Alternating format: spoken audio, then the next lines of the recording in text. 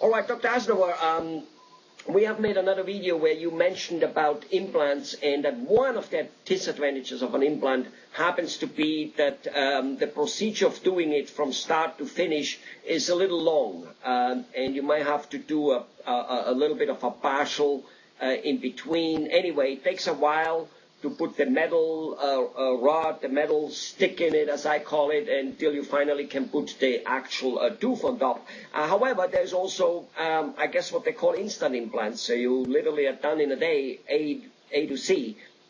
Tell us about it. What's the deal?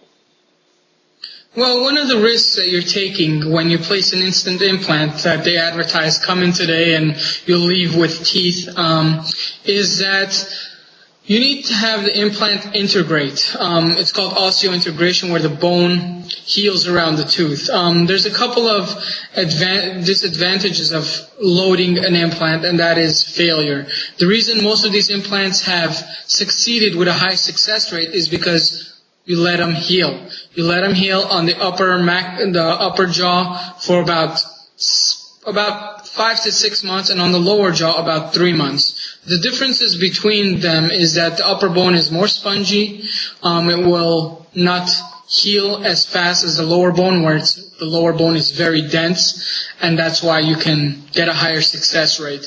Now with an implant, same day implants, very risky procedure, because whenever you load an implant, or let's say you put a crown on it and it starts being loaded, because of biting forces, chewing forces, it's not going to let the bone heal properly because the tooth is moving around. The implant, let's say if there's too much force, it will cause the implant to fail. So for example, you place the implant and then you have a bone. So if you leave the implant without anything in there, okay, it's going to let it hold the bone. But if you have something that keeps moving around, you're going to get a gap and it's going to fail. So that's one of the biggest disadvantages of the same day implant. Get an implant today.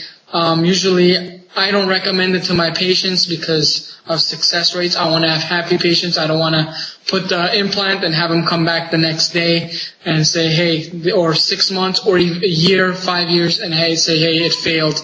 Of course, there's always failures, but you want to always minimize those failures for the patient. So it sounds great, but it's something that I usually will not recommend to my patients.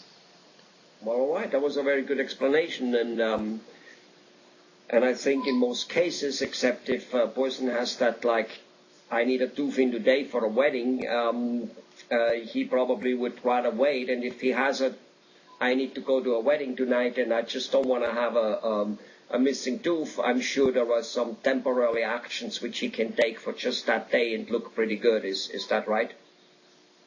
That is very correct. We could make either a partial, like a temporary bridge, or a temporary stay plate, which is of course removable, but it'll look just as good, and you're not taking a big risk into failure, which is the biggest issue. Spending all that money and then having it to fail.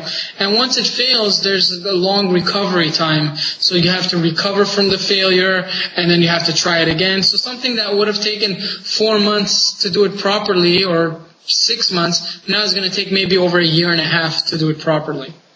With additional cost, I assume. Additional cost, additional suffering, those are all, like I said, quality of life. You want to improve the quality of your life, but you don't want to, rush it. It's just not worth rushing. Let me put it that way. And if an implant fails, I assume there's also then, again, an inflammation there, because otherwise it wouldn't fail. Am I right? Of course, it's the inflammation that causes it to fail. The bone doesn't integrate, you get tissue around it, and that will automatically cause it to fail. The implant becomes loose. So those are all factors, and you have to make sure the inflammation has gone away. You have to make sure additional bone hasn't been lost, because then you're going to need a bone graft. And see, it just adds up. It's not one thing, it's a multiple things that add up, and those are things that you have to watch out for.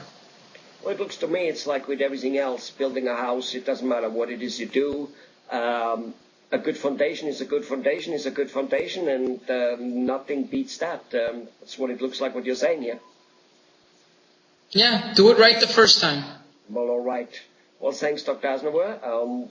We'll see you, and I'm sure some of the people listening to this video will come into your practice and see you to get things done first the right way. Bye-bye. Thank you.